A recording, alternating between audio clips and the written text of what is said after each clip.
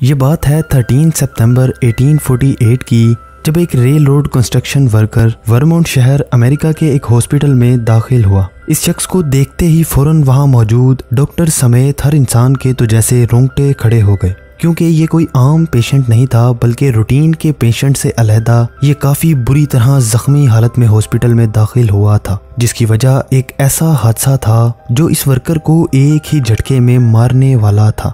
Facts اپ official کی اس نئی video میں خوش آمدید۔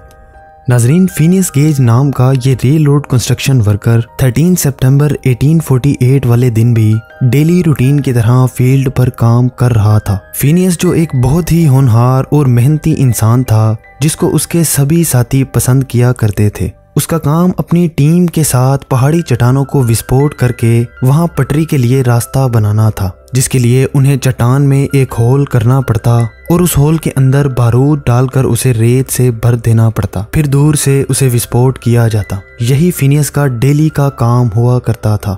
13 ستمبر والا دن بھی دوسرے دنوں کی طرح فینیس کے لیے ایک روٹین ورکنگ ڈے تھا۔ اسے یہ کہاں معلوم تھا کہ آج کا دن اس کی زندگی کا سب سے بدترین دن ہونے جا رہا ہے، جو اس کی زندگی کو پوری طرح بدل ڈالے گا۔ شام کے 5 بج چکے تھے۔ فینیس جو پورا دن کام کرنے کے بعد اب کافی تھک بھی چکا تھا۔ اس بار جب اس نے ایک پتھر میں ہول کرنے کے بعد بارود اندر ڈالا تو انجانے میں وہ ایک ایسی غلطی کر بیٹھا جس غلطی نے فینیس کو اپنی زندگی اور موت سے لڑنے پر مجبور کر ڈالا۔ وہ بارود سے بھرے اس ہول کو ریت سے ڈھکنا بھول گیا اور نتیجہ یہ ہوا کہ اس ہول کے اندر کا بارود غلطی سے لوہے کے ڈرلنگ روڈ سے ٹکرا گیا اور اس سے ایک قسم کی فرکشن کی وجہ سے چنگاری بڑک اٹھی اور وہ بارود اچانک وسفوٹ ہو گیا۔ پلک جھپکتے ہی وہ روڈ وسفوٹ کی وجہ سے فینیس کو چیرتا ہوا نکل کر 80 فیٹ دور جا گرا، لیکن یہ روڈ کہیں اور سے نہیں بلکہ فینیس کے چہرے سے ہو کر اس کے سر سے باہر کو نکلا،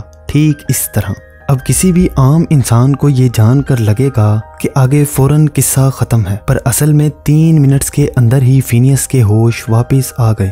اسی حالت میں نہ صرف وہ خود چلتے ہوئے اپنی سواری پر پہنچا بلکہ اس کے بعد وہ ڈرائیور کے ساتھ گپیں مارتا ہوا نزدیکی ہاسپٹل بھی خود ہی پہنچ گیا۔ ہاسپٹل پہنچتے ہی جہاں ایک طرف ہر کوئی اسے خوف کی نگاہوں سے دیکھ رہا تھا، وہیں وہ ایک مزاحیہ انداز میں ڈاکٹر سے یہ کہتا ہے کہ لگتا ہے آج آپ کے لیے کافی کام آ گیا ہے۔ اس نے پوری کہانی ڈاکٹر کو سنائی اور ڈاکٹر نے نوٹس بھی لکھے۔ شروعات میں تو ڈاکٹر ماننے کے لیے تیار ہی نہیں تھا، لیکن پیشنٹ کی سیریس کنڈیشن دیکھتے ہوئے بنا ٹائم ویسٹ کیے اسے فوراً ایڈمٹ کیا گیا۔ ڈاکٹر کی جانب سے بنائے گئے کیس نوٹس میں یہ لکھا تھا کہ پیشنٹ لگاتار خون کی الٹیاں کر رہا تھا، جس میں اس کے دماغ کے ٹیشوز بھی دکھائی پڑ رہے تھے۔ سننے میں کافی عجیب تو لگ رہا ہے، لیکن یہی حقیقت تھی۔ کوئی بھی یقینی طور پر یہ نہیں بتا سکتا تھا کہ یہ انسان زندہ کیسے بچا اور کیا آگے بھی بچا رہے گا۔ اسی کشمکش کے دوران کچھ ہی دنوں میں فینیس کوما میں چلا گیا، لیکن اس سب کے بعد پھر ایک ایسا میریکل ہوا جو کسی کے ذہن و گمان میں بھی نہیں تھا۔ فینیس کی خوش قسمتی تھی کہ کچھ ہی دنوں میں وہ کوما سے واپس ہوش میں آ گیا۔ حادثے میں اس نے اپنی لیفٹ آنکھ کو پوری طرح کھو دیا، لیکن 2 مہینے بعد ہی وہ واپس پہلے کی طرح ہونے لگ گیا، پر وہ اصل میں پہلے کی طرح نہیں رہا۔ مطلب دیکھنے میں وہ پہلے کی طرح ہی تندرست دکھائی دیتا، لیکن جو کوئی اسے پہلے سے پہچانتا تھا انہیں وہ برتاؤ میں پہلے جیسا محسوس نہیں ہوتا۔ وہ فینیس جسے سبھی لوگ بے حد پسند کیا کرتے تھے، اب اس کی پرسنالٹی اور برتاؤ میں بھاری بدلاؤ آ چکے تھے، اتنا کہ اس کے قریبی لوگ بھی اسے پہچاننے سے انکار کر دیتے، اور اسی لیے وہ اپنے ریل روڈ کی نوکری سے بھی نکالا گیا۔ جو لوگ اسے پہلے سے ہی جانتے تھے انہوں نے رپورٹ کیا کہ فینیس کچھ زیادہ ہی اگریسو یعنی غصے والا ہو گیا ہے۔ اسے چھوٹی چھوٹی باتوں میں غصہ آ جاتا، حتیٰ کہ وہ گالیاں بھی دے دیتا۔ اس کی وائف کا کہنا تھا کہ وہ غصہ آنے پر مجھ پر ہاتھ اٹھانے سے بھی نہیں جھجکتا۔ یہ سبھی سمپٹمز اشارہ کر رہے تھے کوئی گہری پریشانی کا، جو سطح پر دکھائی نہیں پڑ رہی تھی۔ نہ صرف فینیس کی پرسنالٹی آلٹر ہو گئی تھی بلکہ وہ پہلے جیسا بھی نہیں رہا۔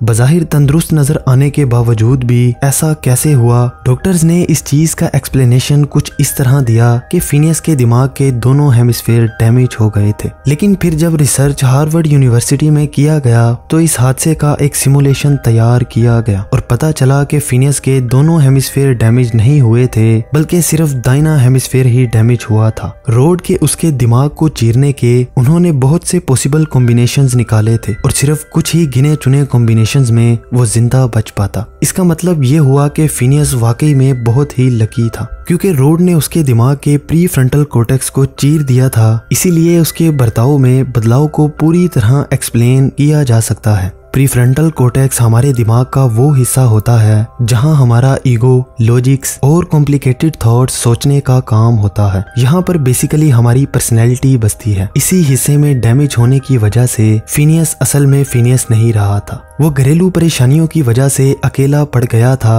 और कोई भी उसके साथ रहना नहीं चाहता था। पहले तो वो जगह जगह का सफर करता था और अपनी कहानी लोगों को बताकर उन्हें अपने जख्म दिखाकर पैसे कमा लेता था, पर कुछ ही दिनों में ही ये हरबा भी नाकाम हो गया। आखिरकार मजबूर होकर वो साउथ अमेरिका में चिली के लिए रवाना हो गया अपनी एक नई जिंदगी की शुरुआत करने। वहाँ वो अपना पेट पालने के लिए बग्गी चलाना स्टार्ट कर देता है। अब चूंकि एक बग्गी को चलाना इतना आसान नहीं होता क्योंकि उसमें दिमाग के बहुत से हिस्सों का इस्तेमाल होता है। फिनियस के लिए शुरुआत में ये सीखना बहुत मुश्किल था। जैसे जैसे वो सीखता चला गया वैसे वैसे यहाँ एक हैरान कुन चीज भी होने लग गई। उसके दिमाग के दूसरे हिस्सों के बचे कुचे न्यूरॉन्स उन न्यूरॉन्स की जगह लेने लग गए जो हादसे में पूरी तरह तबाह हो गए थे। यही वजह थी कि वो बग्गी चलाने में कामयाब हो गया। अब जाहिर सी बात है वो जिंदगी में पूरी तरह कभी ठीक तो नहीं हो पाया, मगर एक्सपर्ट्स के मुताबिक ये भी एक मिरेकल से कम नहीं था कि वो इतने मुश्किल स्किल्स सीख रहा था। फिनियस के डॉक्टर ने बाद में ये भी बताया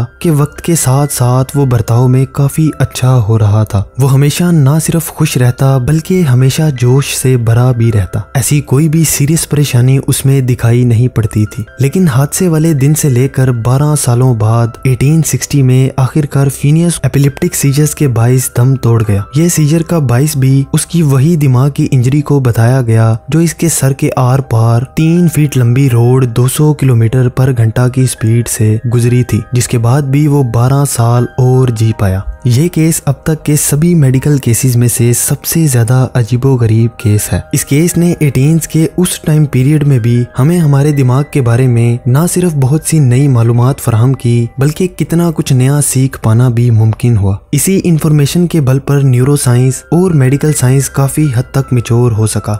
फिनियस के साथ इतना सब कुछ होने के बाद भी उसका 12 साल तक जिंदा बच जाना क्या उसकी खुशकिस्मती थी या फिर ये कोई मिरेकल था? आप अपनी राय कमेंट्स में ज़रूर बताइएगा। उम्मीद है ये वीडियो भी आपको बेहद पसंद आई होगी।